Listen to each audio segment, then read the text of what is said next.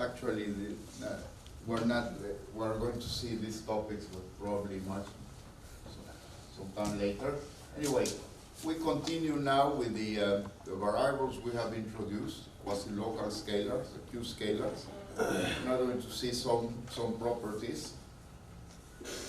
And for example, something interesting is that we have analytic expressions for these scalars. See? First of all, notice that the metric we're using is the FLRW-like metric. See, in fact, you can use this metric even without the Q scalars, even with the traditional variables. It's just a parametrization, but we have seen how applying the formula, the definition that I gave yesterday, you can generate the Q scalars. For example, the Q density, the Q curvature, and the QH Hubble, they have very similar laws. They are like formally, they are identical to the FLRW objects. However, we know that they are not identical because the FLRW objects depend only on time, while this depends on time and radius. We see that the Friedman equation is almost identical. It's almost identical to that of the. Notice that the density and the Hubble scalar, not the Q scalars, the local. See, in order to distinguish between the Q scalars and the normal scalars, I'm going to call them the other scalars. I'm going to call them local scalars, right? The normal density, the normal Hubble factor. Those are going to be. I'm going to call them either local scalars or standard scalars, so that you understand what I prepared. Notice the equation that is satisfied, the Friedman equation that is satisfied by the Q scalars is this.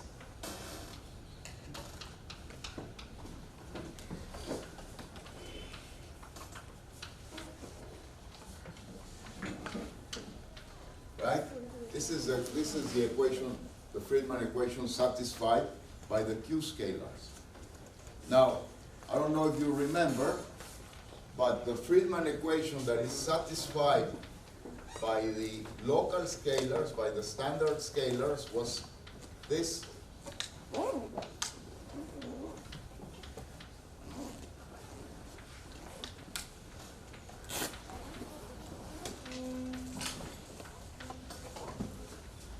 This was the equation satisfied. It is back in your notes. See? This is a Friedman equation satisfied by the normal scalars, by the standard scalars. Not the same. It is different. The difference is this term here, the contribution from the shear. Right? So this is identical to FLRW. FLRW satisfies exactly the same Friedman equation, but HQ goes to H bar, and rho Q and KQ go to their Friedman quantity, right? See? This is identical to the FLRW form. And this is the nice thing about the Q scalars. We found by a nice procedure that it's a weighted average distribution. We constructed quantities that look very much like FLRW quantities. They have the same scaling laws. They have the same dependence on the scale factor, right? But they are LTV objects because they depend on radius. They are not FLRW quantities. They look like them, but they are not like them. See? So this is interesting to bear in mind in order to understand the properties of these objects. Now, we need to find First, the local density. Now we have the quasi-local density, but it would be nice to have an analytic expression for the local density. But the local density, it's going to be defined in terms of a fluctuation. Okay? Essentially, what I'm writing here is I'm defining a fluctuation of the, say, I'm going to say, I already have the quasi-local density, and then there is also the local and the standard density. They are not the same, unless we go to the homogeneity limit, then they become the same. But in general, they are not the same. So I'm going to define a fluctuation that is going to be simply rho minus rho Q, right? This is the simplest way to compare them. One minus the other. They are the same, fluctuation is zero. This is a standard procedure that we would do with quantities that have some connection with an average, right? Fluctuation of individual elements of the sample with respect to an average. Except that, remember, that here rho and rho Q are being compared at the same boundary, at the same two-sphere. That's what I explained to you yesterday, the difference between local and quasi-local fluctuations, right? I mean non-local and quasi-local fluctuations, okay?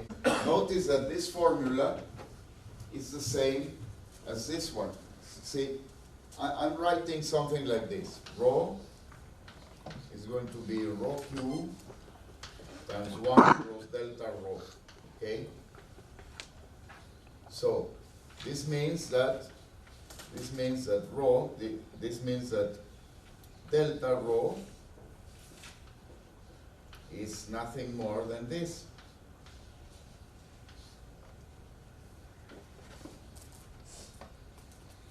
Is a relative fluctuation. Is the fluctuation relative to the average distribution? Remember that this is an average distribution, not an average functional, because of what I explained yesterday. So this is another way. The difference between this and this is that this is dimensional. It has the dimensions of the object, because it's simply a subtraction. On the other hand, the second one is dimensionless, because you divide the fluctuation, the units necessarily cancel. Now, for some purposes, it's better to use this one, and for some purposes, it's better to use this one. Like for analytic work, the dimensionless fluctuation is better. But for numerical work, the other one is better. Can people have figure out why? Why the one below is not so good for numerical work? Why? What can go wrong in the one below? Because here as EQ goes to 0. If the denominator goes to 0, you are in trouble. Go to infinity. Yeah. So, okay. Now, the density going to 0, we can say never happens. Because in cosmology, we know that the density far away will not go to 0, but to some background value. So, for the density is safe. But can people think, for example, if I write something like this,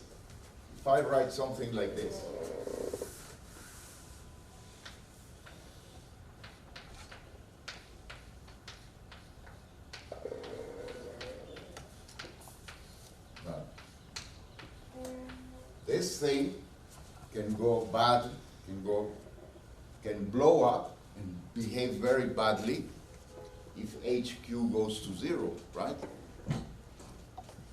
So when would HQ, in which circumstances would HQ go to 0?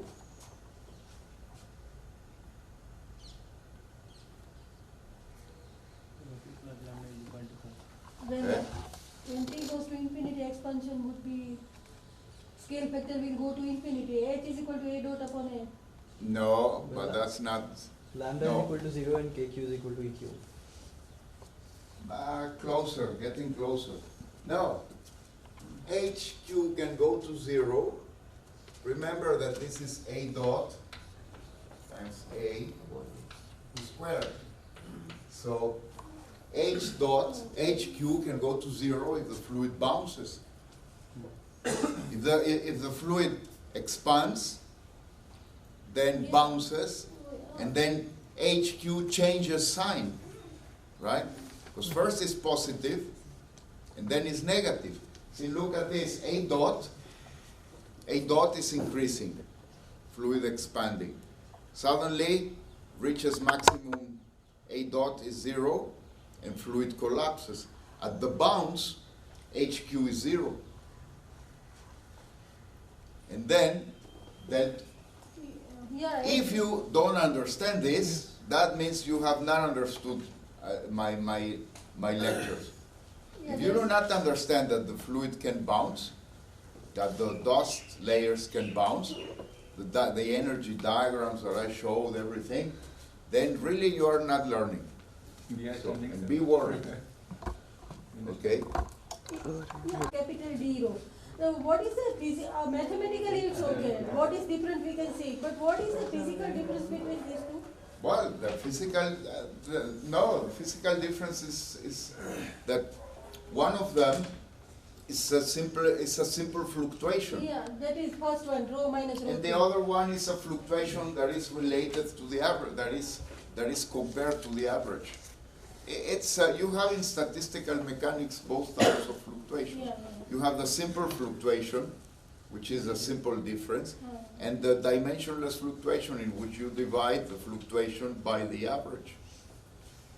It's both exist. Now, what happens is the one below is better, as we are going to see now, to get analytic formulae, right? But for numerical work, they are not very good because there are many situations in which not so much delta rho. The delta, see, the delta rho is okay. This is okay. This is okay. Because this one below is never going to be 0. See, density in a cosmological context is not 0. It can be very low, goes to the background, can be very high, but it's not going, and it's not going to change signs because negative density makes no sense. But negative expansion makes sense. Negative expansion is collapse. And negative curvature also makes sense. Also, this is this thing, okay,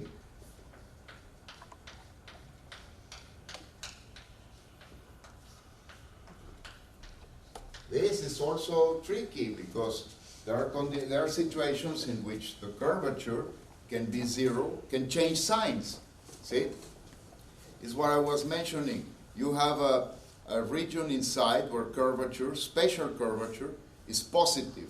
And therefore you have expansion, bounce, and collapse. And this is smoothly integrated into a region, an external region where the curvature is negative. So KQ, which determines this, is slowly changing, becomes 0, and then is negative. At the point where it becomes 0, this thing diverges. This delta diverges. So numerically, that's not very good because if it's analytical, well, you can say it diverges and the paper doesn't, see. So you get something, you're writing in the paper, right? Suddenly something becomes infinite and the paper doesn't hit you in the face, right? The paper doesn't say anything. The paper is, it's there, and nothing happens. Maybe you have to use another page to write. But if you are doing computer work and one of your variables goes to infinity, your system crashes. It starts going into circles, circles, circles, circles, and it can crash. So that's bad. For numerical purposes, we don't want a variable that in very, very innocent and normal conditions, the variable will diverge. So for numerical purposes, the big D is better. Safe for this one. This is okay. So we can use a combination. We can use as variables, we can use this combination.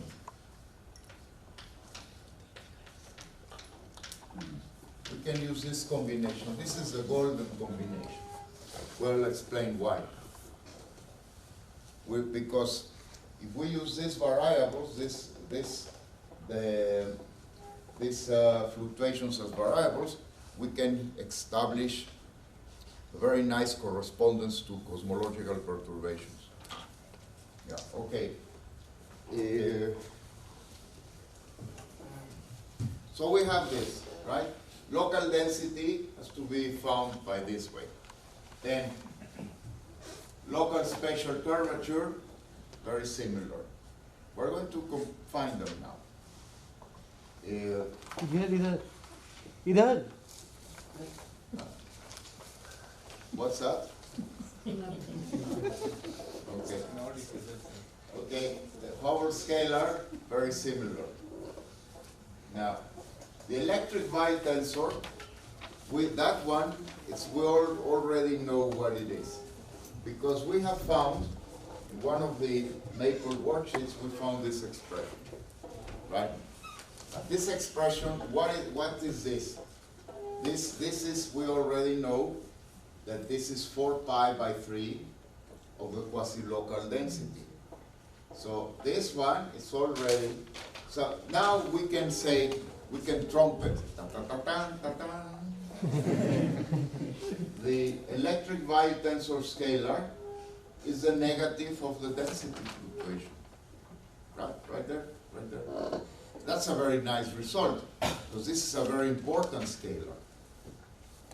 And this scalar is nothing other but the simple fluctuation of the density with respect to the quasi-local density, which is very nice, because this expression gives a covariant interpretation to the quasi-local density. We'll see that later.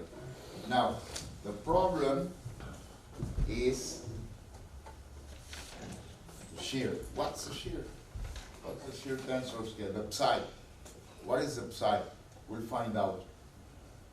Follow this Bollywood drama and it will emerge. So, now, let's start with the local density. Okay? Remember the formulae that we arrived yesterday, right?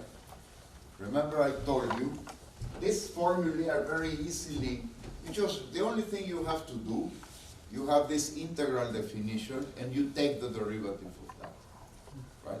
You take the derivative of this, you obtain this formulae. And then y gamma, because remember, this is important, we can always translate gamma is 1 plus r a prime, right? This is gamma, okay?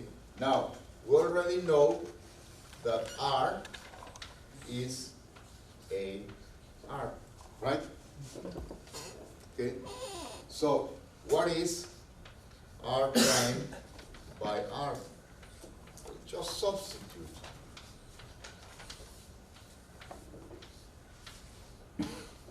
Do the operations. Very simple. Just do the operations.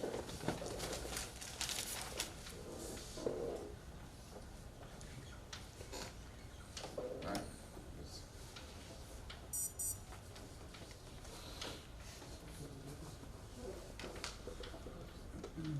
Okay. Now compare this and this. See, and notice that gamma is simply, right? Multiply this times r, you get gamma. Okay? Very simple. Elementary mathematics. Okay. Understood? If somebody does not understand this, might as well jump out of the window. No, not wasting his time or her time. Okay? So you should understand this. And also, delta rho, well, delta rho is this thing. And therefore is R.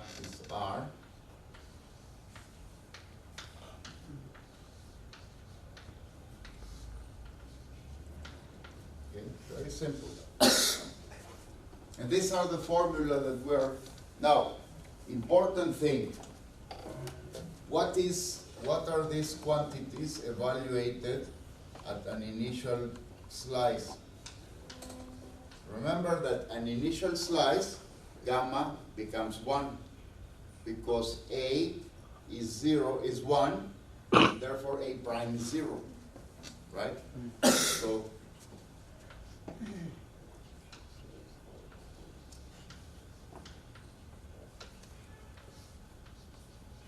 this is a fluctuation, the initial fluctuation.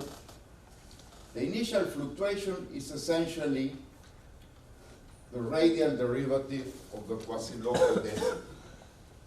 The initial relative fluctuation is the same thing but divided by rho q0, exactly.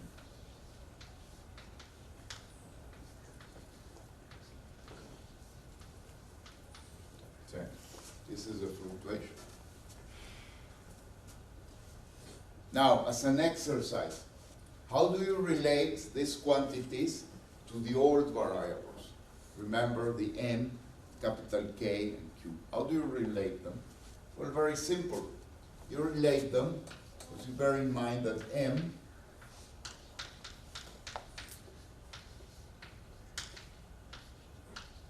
right? So, this means that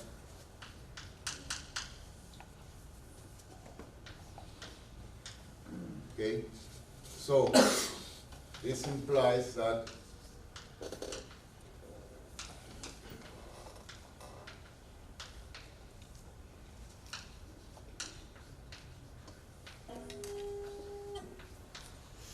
okay, very simple. Now, if we multiply this times r by 3, then what we get is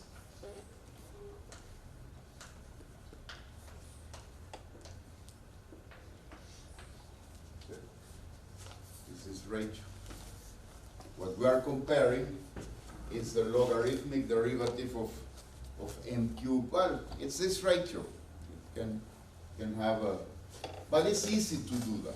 Very easy to reduce it. And the same thing here you can do. Simply use this formula. You can always translate to the old variables.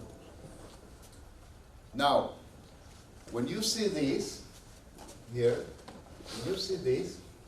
it's just some gradient, some radial derivatives of m. Doesn't say anything. Has no meaning. If you, for computation, for the purpose of computation, you can compute. But what's the meaning? What's the meaning? I asked, for example, a colleague who is very unwilling to look at these variables. He says, well, all my codes are here, I compute everything I want, I don't need these variables. So I asked him, when you see this, what do you see? What's your interpretation? He says, well, it's just a quantity I have to compute. And it says nothing. It says nothing. On the other hand, this quantity, this is an initial, this quantity says something. It's telling you that it's a relative fluctuation with respect to a weighted average. Okay.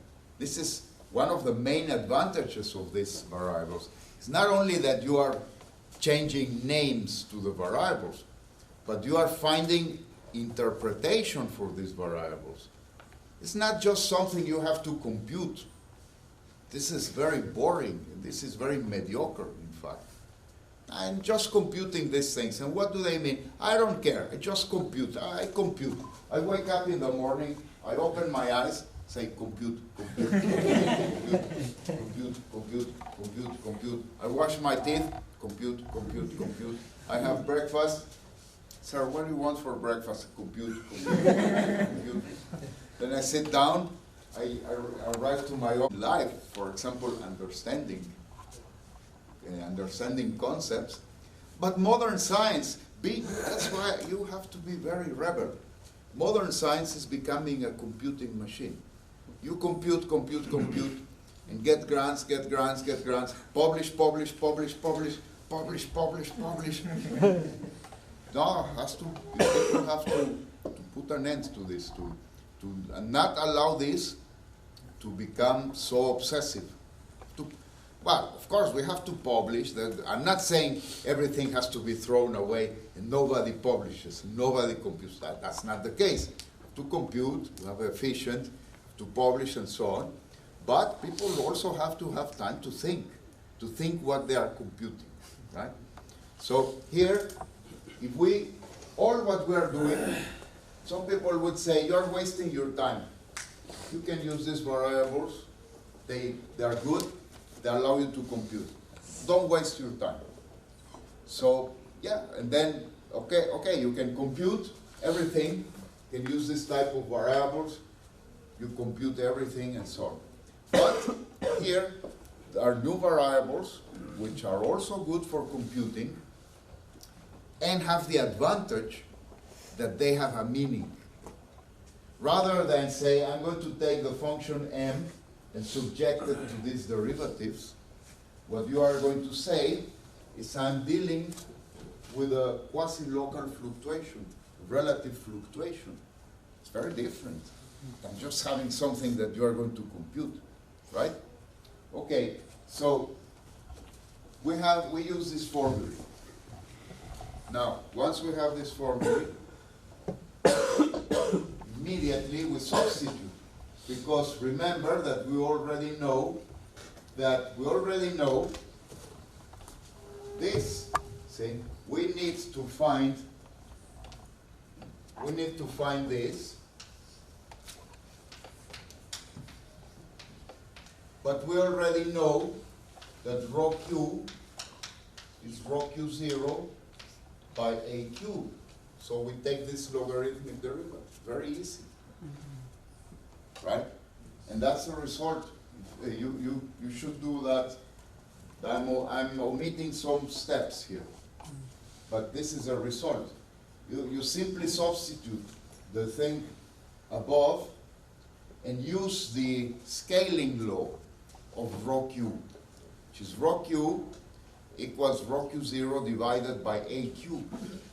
Just put that, substitute, do some algebra, and you get to this result, which is a very nice result. And in fact, once you identify terms, you can immediately reach this. Say, 1 plus delta is 1 plus delta 0 divided by gamma. In a sense, gamma is like a propagator. It's given initial conditions, you divide them by gamma, and you get a 1 plus delta at any other time surface. And then there is also an expression for big E. So now we have an analytic expression for the quasi-local density and for the density as well, right? Now you are going to tell me, yeah, but we don't know how to compute gamma. That's true. You want to see that again. So, to compute the local density, you need the fluctuations. To compute the fluctuations, you need gamma. We still don't know how to get gamma. Well, I showed you in previous days how gamma is computed. But for computing gamma, you need to have an integral of the Friedmann equation. Otherwise, you cannot compute it analytically. For this reason, it's only possible to do it in the case lambda equals 0. Lambda equals 0, everything can be done analytically. Lambda different from 0, then you have to do numerics. Now, so you want see that? Very nice, right? People agree that it's very nice? You can say, no, it's not very nice. Not going to fail you if you say, no, not very nice. But it's nice, right? Okay. The electric Weyl tensor scalar, well, it follows directly because it's basically proportional to the density fluctuation. So immediately, we get also an expression for, you can already compute. If you know how to compute gamma, then that's it. You have an analytic expression for it. Okay? Spatial curvature. Spatial curvature, we do the same. It's more complicated, but it's the same. We apply the same formula. See, delta would be k times delta. This has to be understood because a small delta is the quotient of dt divided by k cubed, right? And then this, we just simply substitute and do the algebra, and we obtain this very nice scaling law. It's 2/3, very similar to the one above, but with a 2/3 rather than a 1. But it's very similar. It's very similar. And then once we have these expressions, we can compute the local spatial curvature and get this formula. Right? So this can also be computed. And again, how do you relate these quantities with the standard variables?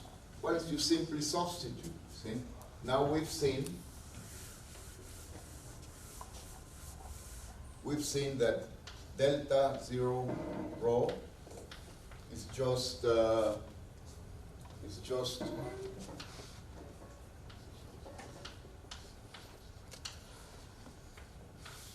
yes. And by the same token, you can show that well, we can do it. So, for example, delta 0k, this will be r divided by 3 k cube prime over k cube, right? Okay. This is actually like a curly k.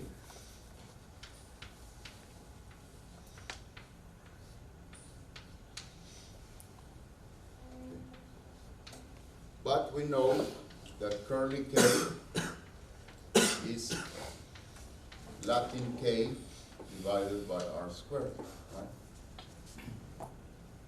This is the old variable we had in the metric, right? You remember that, okay? Now, this will be equal to r by 3, and then k, and this is k, prime by k minus 2r. So this will be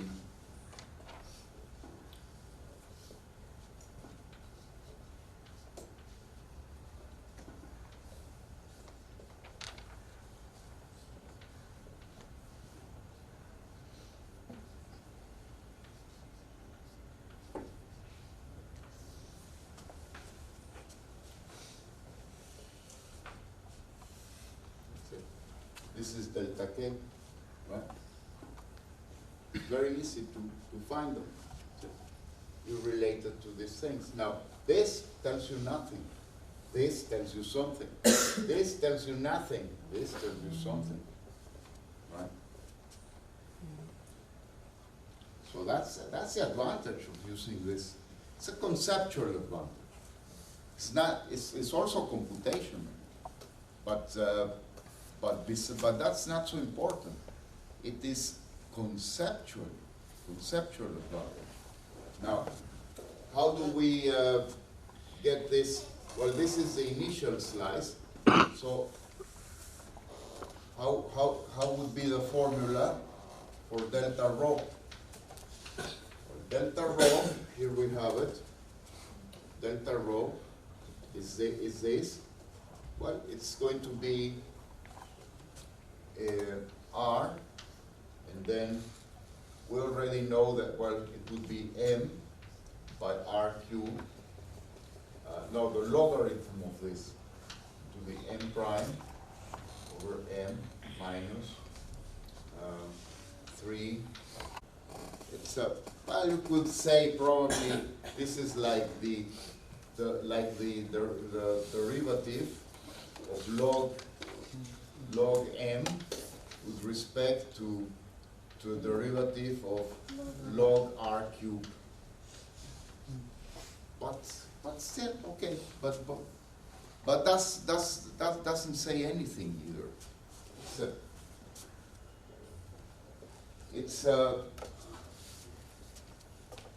It doesn't have the information that this has information, and as we see, it is also a covariant quantity related to curvature invariance and so on.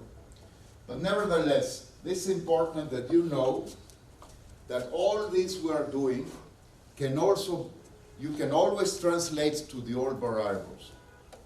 And for example, suppose you are reading a paper that uses the old variables. So you check the calculations, and you can also translate to the variables I'm teaching you, that you can also translate them, right? So these are simple ways of different variables of studying the same models. And it's good to know both of them. That's why I also showed you the other ones. So you know the other ones are there, these ones are here. And obviously, in some cases, there is one case in which the old variables perhaps provide a simpler, it's a simpler description. A case when the Big Bang time is mathematically simultaneous. Because in this case, the people using the other variables simply said T bang equals 0. That's it. They forget about it. On the other hand, using our variables, we have to, you remember, we have to solve an implicit equation that relates rho q0 and kq0. And that implicit equation has to be solved numerically. So it's more complicated. So only in this case, when Big Bang time is set absolutely mathematically to 0, then the other type of variables are better. However, setting the Big Bang time to mathematically 0 is not a good idea, because in nature, in cosmology, something like that, nothing is going to be mathematically equal to 0. We're dealing with trillions and trillions of particles. So to say that it's mathematically 0 is an idealization. And we can say that that the Big Bang time is not simultaneous, but it's almost simultaneous. See? So that approximation, that can be worked out also. But if you want to have a mathematically constant Big Bang, then the other variables are better.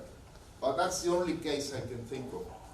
In any other case, these variables are superior, computationally and conceptually. Okay, so let's, now, okay, no perturbation, nothing, because say perturbation is approximation. No approximation here, everything is exact. But it looks like the linear approximation formally, right? Except that this is exact. Right? The linear approximation is just a very poor approximation. This is exact, but it looks formally the same. So that's a nice feature. So we get here, notice how you are able to compute the fluctuations associated with Hubble. Because remember that in the previous slide, we already have expressions for d rho and dk. So just substitute these expressions and that's it. Yeah? Yeah? So, the standard Hubble scalar and the shear eigenvalue. First, h, we can compute it immediately like this. We simply substitute. So this is going to be h. Want to compute h? There it is.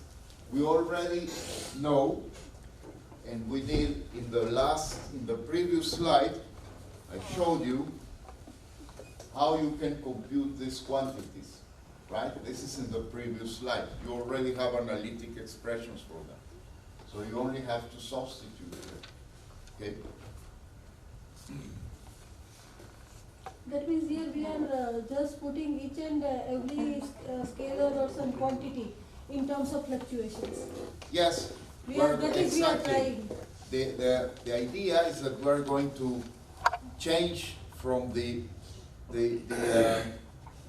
going to make a shuffle of variables that in such a way that the dynamics of the models is determined by by two Q scalars and two fluctuations. But we can shift them, we can rotate them, we can transform. There is no unique representation. There are many representations. But the representations will need two Q scalars and two fluctuations, always, right? So. And in this manner, we are considering anisotropies and inhomogeneities. Of course, yes. Yeah. No, we've never been, we've always been considering, because the models are inhomogeneous and anisotropic. Yeah. But we've derived some variables which mimic the variables of the homogeneous subcase, the FLRW, right? And then we're constructing other variables that describe the difference between the FLRW and LTV. These are the fluctuations. We need both. The Q scalars remind us that there is an FLRW subcase, right? The Q scalars. And the fluctuations remind us that it's not Friedman-Robertson work. Yeah, you are related to him, but you are not him, right? Okay? So this is the H. If we substitute all what we did in all the analytic formula for DH and so on, this is what we get. This is a formula. Of course, everything can be computed once we know how to compute gamma. Everything here can be computed, right? Everything. These are, in fact, these are initial conditions, right? These are initial conditions and so on. So everything, this can be computed analytically as long as with the average values, and you have and then you can do a lot of, you can get a lot of information on how local quantities vary with respect to average, right? The standard deviation is one type of fluctuation. This is standard statistics. This is standard. This is not a mathematical thing that comes without any meaning. That's the opposite. These quantities have very direct physical meanings because you are comparing the local density, right, which varies from point to a density that is obtained through an averaging process, right? Comparing density with local density with average density. That's the definition of a fluctuation. It's a direct comparison. So no, they do have. But it's good that you asked this question because maybe lots of other people had this question, but they did not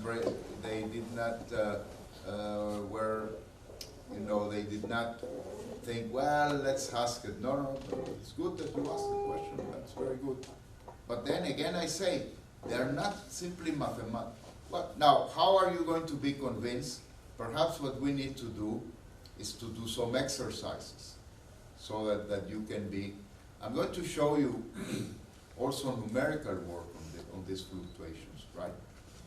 Okay, so I do have some Maple worksheets. In fact, today, perhaps after the lecture, just before going for lunch, I'm going to show you,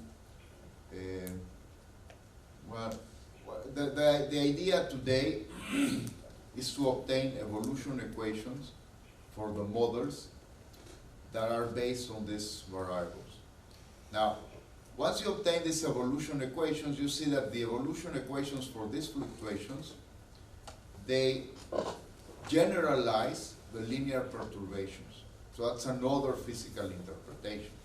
These variables, these fluctuations, are exact generalizations of linear perturbations in cosmological perturbation theory. So, okay, the shear scalar. What do we do with the shear scalar? Let's compare the left-hand side with this result comes from Maple. We compute the shear, and it's computed like this. It's it. Now, we already know how to translate these derivatives into the new variables. Let's compare with the delta H. The delta H, the DH, sorry, not the delta, the DH, is this quotient of derivatives. But now we know that HQ is R dot by R. So we have to do this derivative and divide by this one. So here, I'm just writing this term here, and performing this derivative.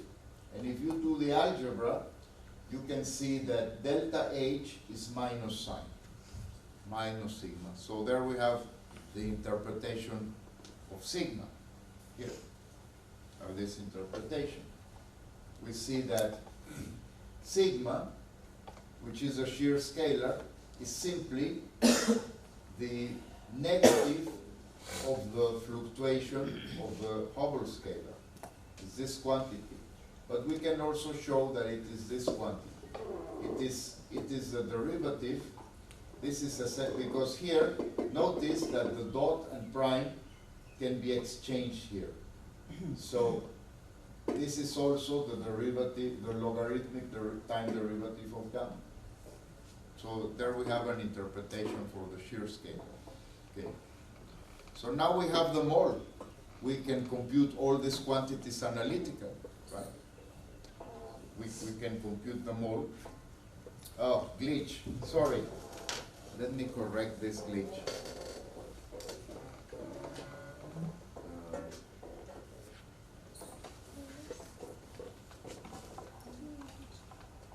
Alternative representations. But before doing that,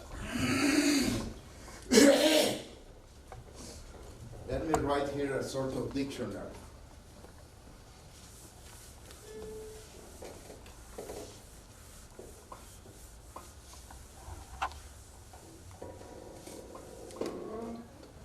We have rho equals rho Q plus delta rho.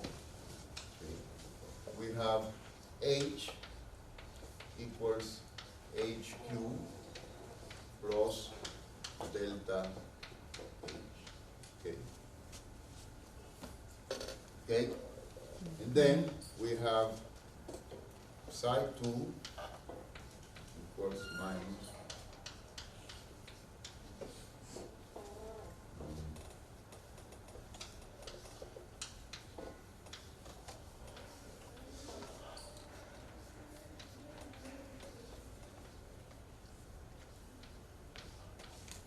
so notice how the original set of variables can be replaced by a new set of variables. Here, what the nice thing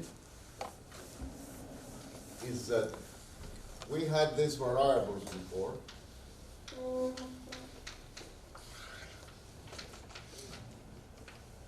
Right, we had these variables. These are the 1 plus 3 variables, right? And they determine the models, right? They completely determine the models, right? Okay, so now we have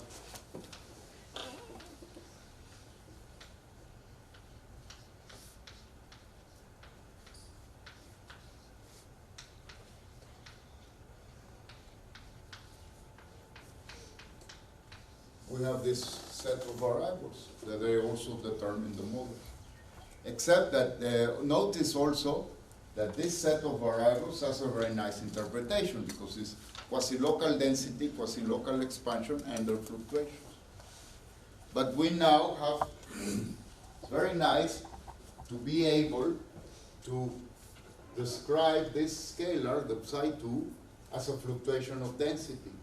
And the shear scalar is simply a fluctuation of the Hubble scalar. See? In fact, we know that the electric Weyl tensor can be expressed in this form.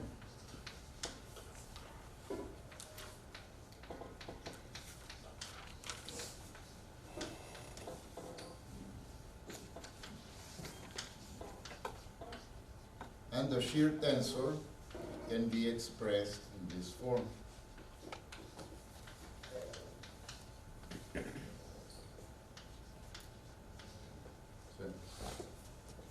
These fluctuations determine the shear scalar and the shear tensor as well. They determine.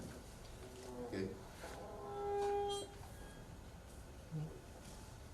Well, there are several representations of Q scalars that we can construct. So far, you can say that, for example, this would be the representation of Q scalars based on, we need 2 Q scalars and 2 fluctuations.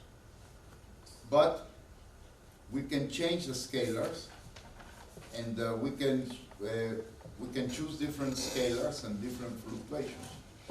See, for example, well, we'll see. Now, one question people might be asking, what about the special curvature? Well, we can also use these variables. We can also, instead of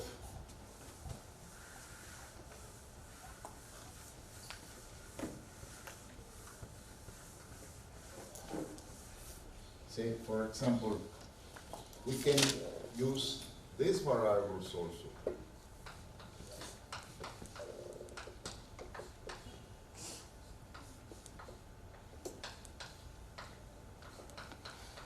Yeah, we can use these variables also. How do we pass from these ones to this? Well, we need an expression that will relate these two with those two. And what's this expression? The Friedman equation, right? Because we have this relation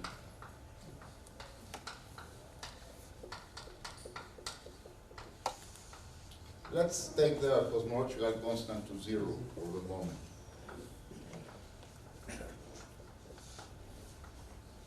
Right? Let's take it for the moment.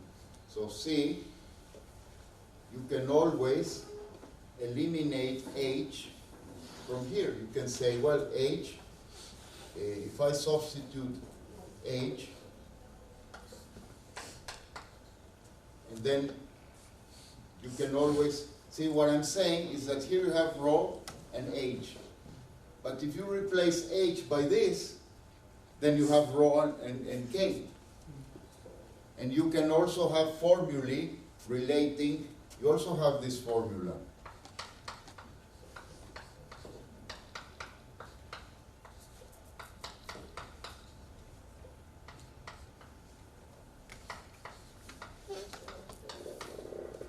Right? You also have this formula. So you can always replace H by a combination of rho and K. Okay? And then you can use these two as your variables.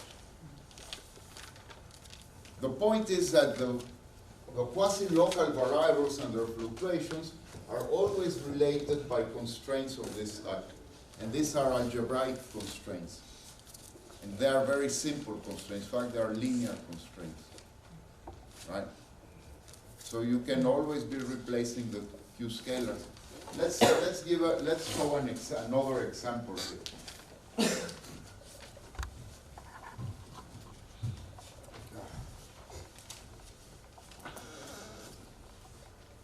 See, first, what I'm going to show is that a function of Q scalars is itself a Q scalar, right? If A and B are Q scalars, then any function of them will also be a Q scalar. Why? Because of the chain rule. Because of the chain rule, the radial derivative of Q will have this form. But then notice that this depends only on A, B, and C. This thing here, this will be a fluctuation. This is no more gossips. No, because gossip is bad. You have something to say it loud. Don't gossip, okay? Either silence or people speak up, but no gossip, okay? Now, this is a fluctuation, this is a fluctuation, this is a fluctuation, and the terms like gamma and R and so on cancel out, see? Now, the other thing is whether this integral law is satisfied. That is not necessarily the case, because if this is C, and this is C, and this integral sometimes might not say, well, forget about this for the moment. But this point here is important. Now, the exact fluctuations from here to here would be this. See? This leads to a fluctuation, and there are some algebraic products. There are gamma and R and everything.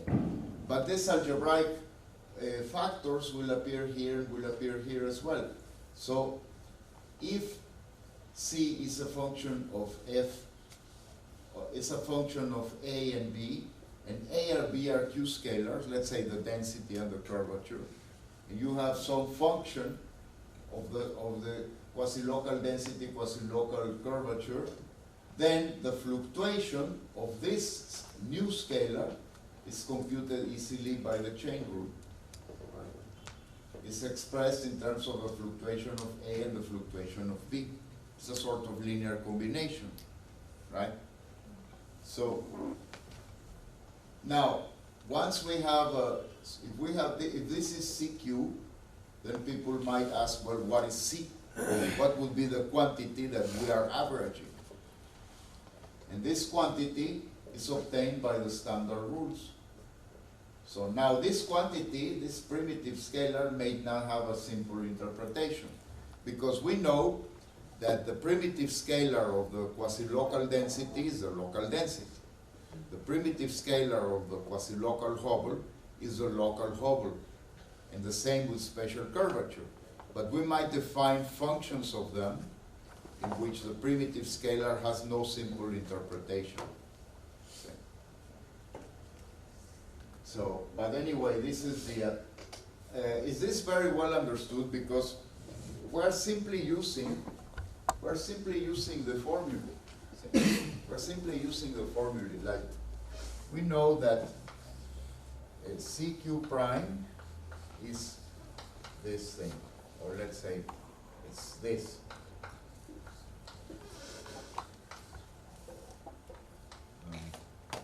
Right? But the same thing, it happens the same is with the other ones. The other ones will also have this factor here.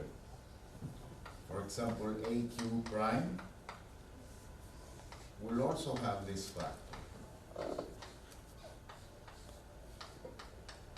Right?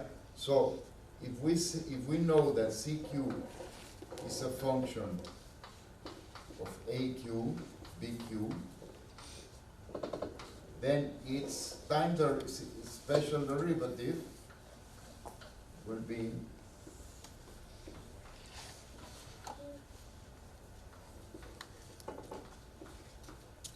this will be, using the chain rule,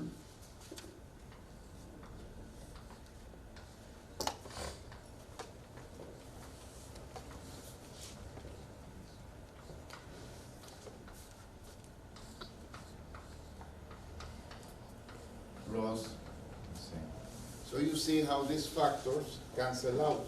This 3 gamma, this thing here, they cancel out. So you get the relation just between the fluctuations, right? Okay?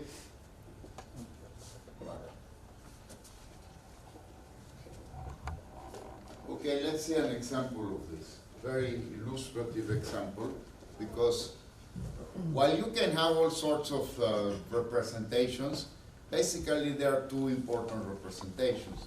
The one in terms of the density and Hubble, and one that we can construct in terms of omega parameters. These are the two most interesting configurations. The omega factors, see? We can define these omega factors between Q scalars, right? They mimic the FLRW omega factors. They mimic them. But be careful, because it's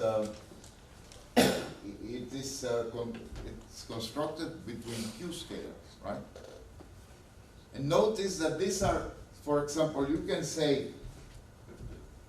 omega matter, it's a function of rho Q and HQ. Therefore, it is also a Q scalar, right? Because it is a function of two Q scalars, it is itself a Q scalar. And then the same with the omega lambda. It is a function of lambda, right? It's also, which is a constant, right? It's also a function of HQ. And the curvature thing also is the same thing, right? Okay? Now, in the case of omega Q, I know that omega without the Q is just a local density. But in the case of omega, what is omega without the Q? It's not, it's difficult to understand what it is, but we don't need it. See, we don't need it because in the system we're going to construct, the variables will be the Q scalars and their fluctuations. We can construct fluctuations of these objects. And we can do a dynamical system, or we can study the dynamics of the models in terms of this. Now, what's the use of considering these variables? Because they mimic cosmological variables used in cosmology. They are very well understood. And numerically, it is always better to work with an omega factor, because omega factors are bounded, are quantities of order 1, while density, well, density can also be normalized, but yeah, it's also possible, but density without normalizing can be would be forcing you to work with very small numbers or very large numbers, right? Anyway, let's see the formula. We can use the Q scalars, right? These Q scalars instead of the other ones. Instead of rho, K, here, K, HQ, etc. There is a Q missing in the K, right? It's a typo. Yeah. Okay. Now, H itself can be expressed, and here I'm setting the cosmological constant to non-zero. H itself, HQ, can be written like this. It is just writing the Friedman equation in terms of the omega factors, right? Okay, it can be written like this. And of course, this can be related to the all variables as well. Again, I'm writing this so you can see that the connection with the all variables is not lost. However, if you see the thing to the right and the one to the left, here, this thing says nothing. This says something, it says nothing, but this thing, it has more information. Now, remember, these are not FLRW quantities, but in the limit of homogeneity, they do reduce to the FLRW quantities. Okay? So, this is omega here. How do we pass from here to here? Simply substituting the scaling laws for H and scaling laws for rho, you get this. And this is identical to the FLRW scaling law of this parameter. Now, again, I write this in terms of the all variables, it would be this. But here, this tells you nothing. Nothing. But here, this is important because it mimics an FLRW scaling law. Now this is the curvature, this one here, the scaling law takes this form.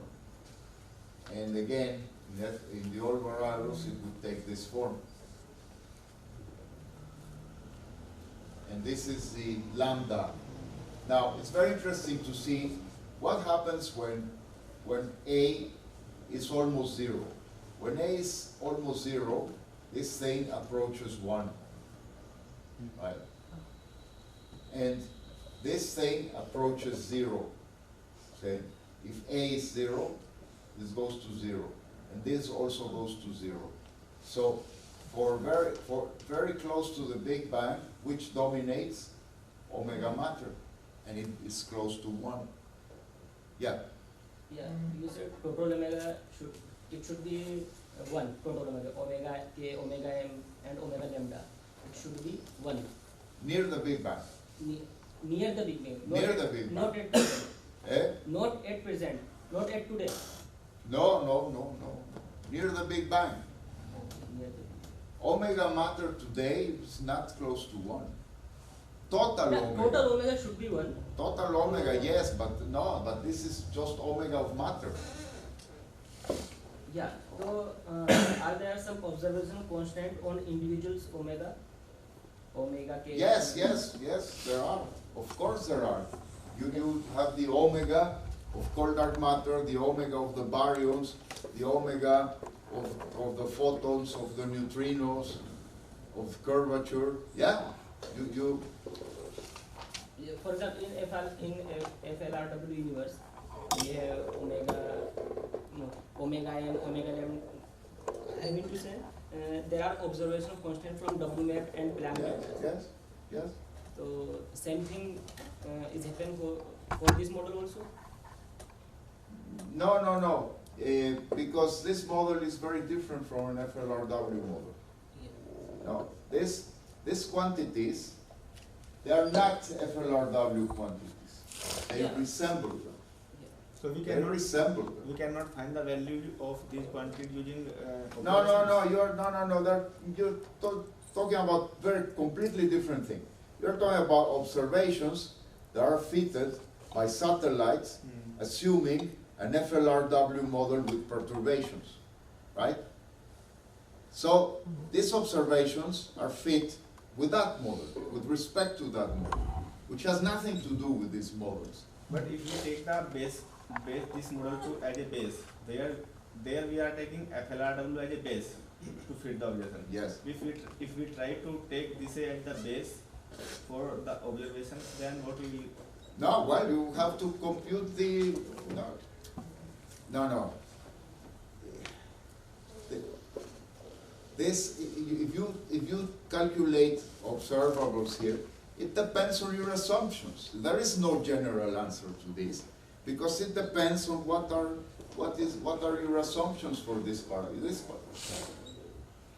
Depends on what do you assume for your density, for your distribution, and so on. There is no general question. There's no general answer to this. These are models that can describe a large variety of profiles, of density and curvature and Hubble profiles that are inhomogeneous and are not perturbations. So wait until we get to observations, and it will be clarified. But look, no.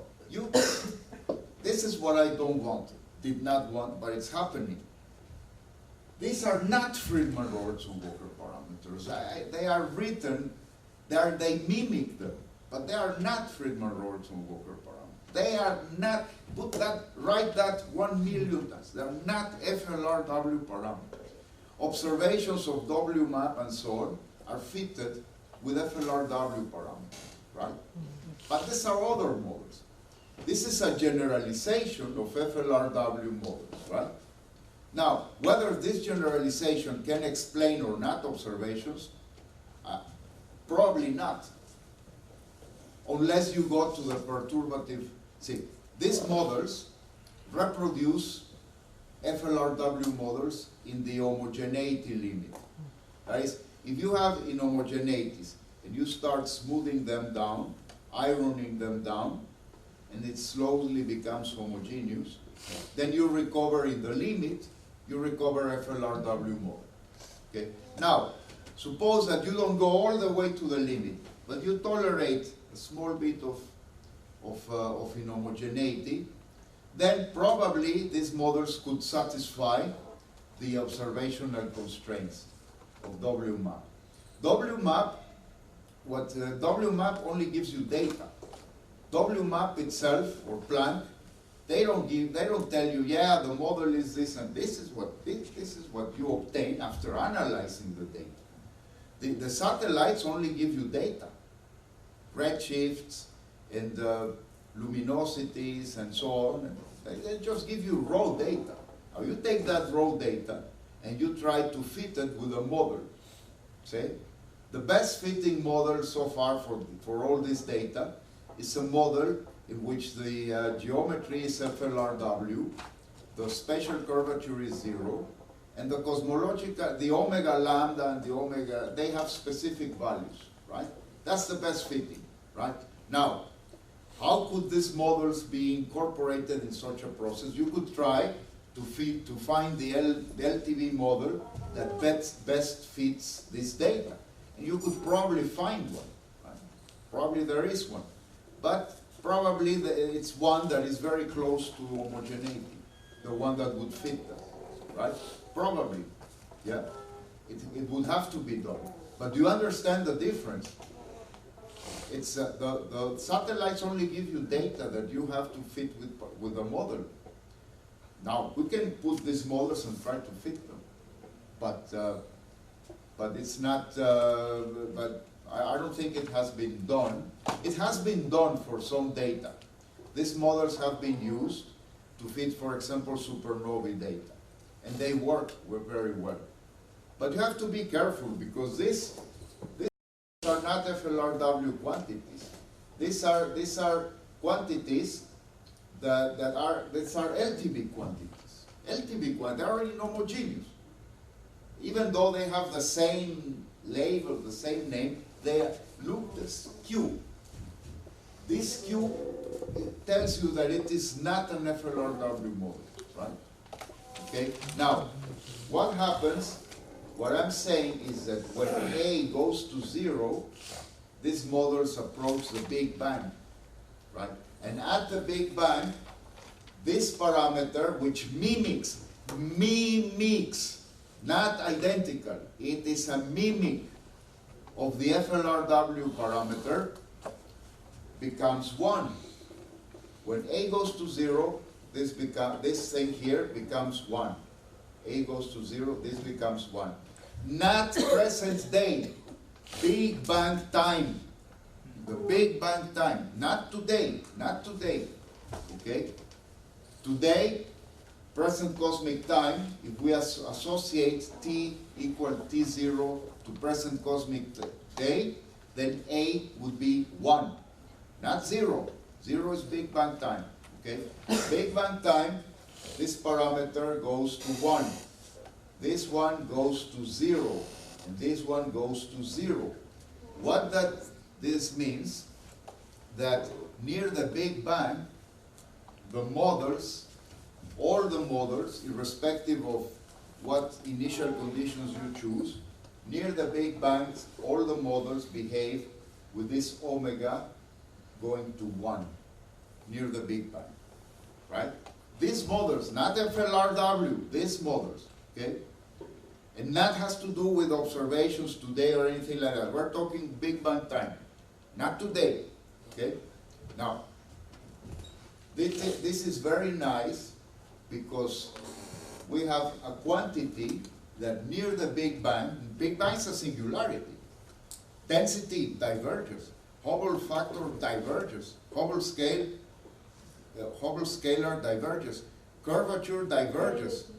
Bad, very bad, they diverge. How can you work with somebody who say hello, good morning, and it's infinite? See, not good. However, what happens with these parameters at the Big Bang? 1, 0, 0. Very nice, isn't it? You realize the question, we're working with parameters that are going to be very well behaved near the Big Bang. So they are ideal for numerical work, aren't they?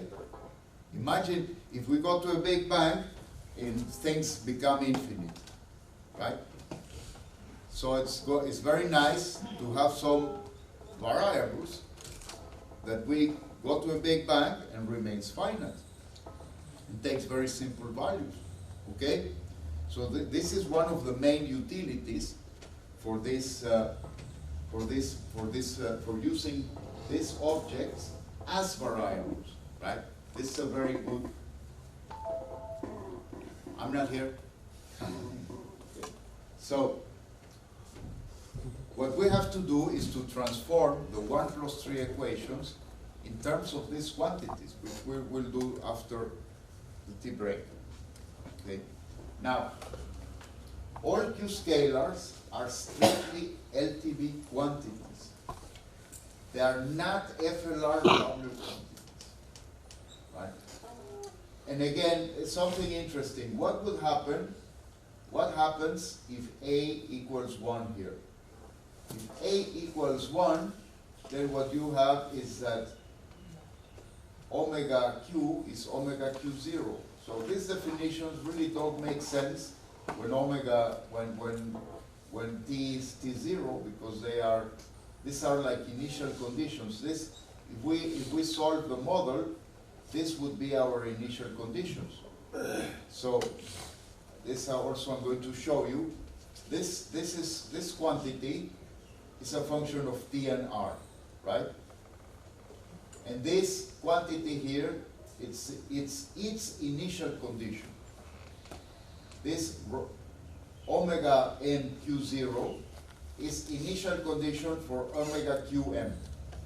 So if this is our initial condition and it is given at present cosmic time, we can find that in such a way that it has a relationship with data when we fix initial conditions.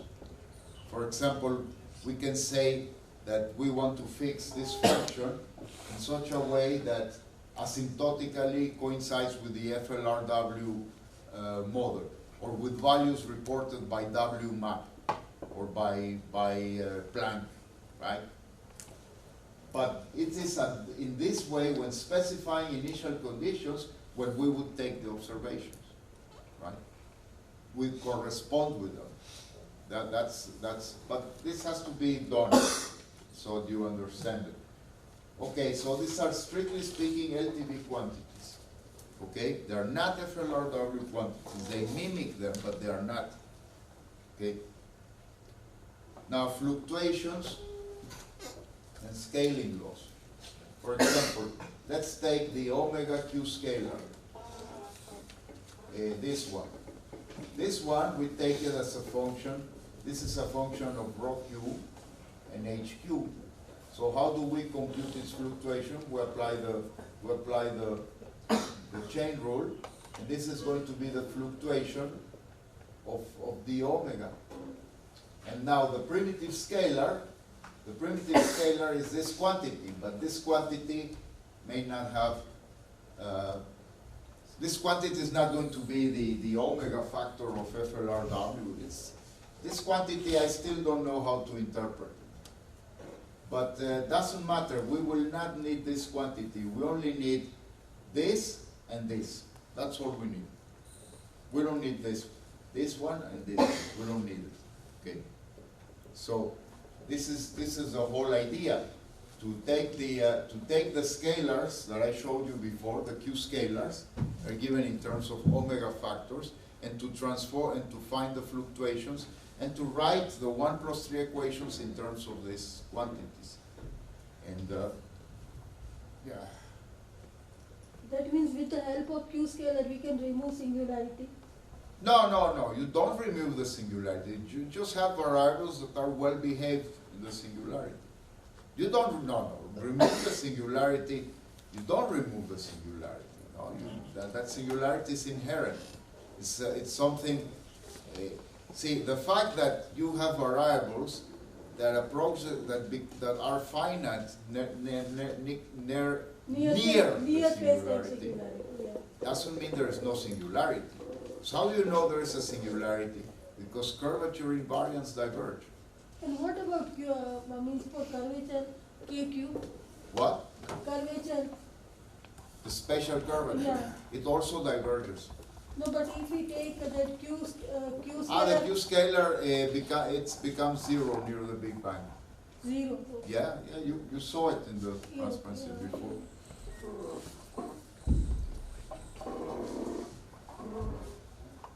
Okay, now let's see how we compute the metric functions. Now, we've seen before. The metric function A is computed by this integral.